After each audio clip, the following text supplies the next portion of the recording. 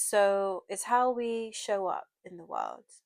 And unless you have like your sun in the first house, I would say that your rising sign is more you.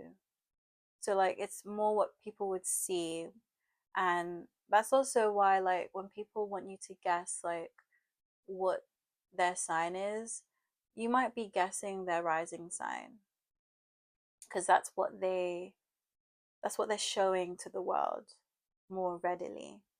Um, for me, for example, I have my sun in Leo, and because I'm a Virgo rising, that means that my sun is in my 12th house.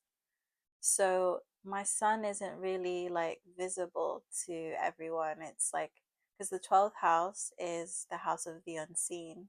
So it's quite ironic that my sun being in Leo, you know, the sign that is like, very out there, and the sun itself, you can see the sun. You don't have to like look for the sun. You feel the sun, it's there.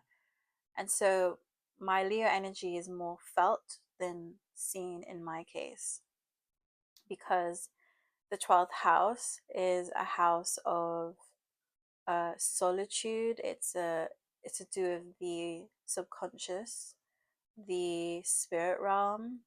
Um, yeah, it's the house of the unseen, and where the ego doesn't exist really. And so my sun is there, and so it's like it's just not, you don't see that straight away.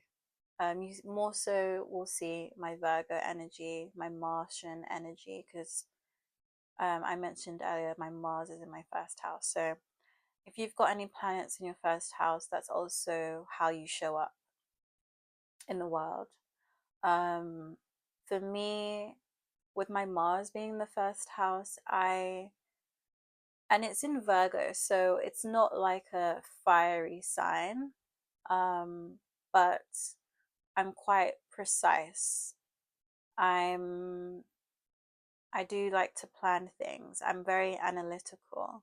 And so Mars being your action and like how you take action, it's your masculine energy, your expression. With mine being in Virgo, which is a feminine sign, an earth sign, an mercurial sign, which is, all about the mind. My movements are can be calculated,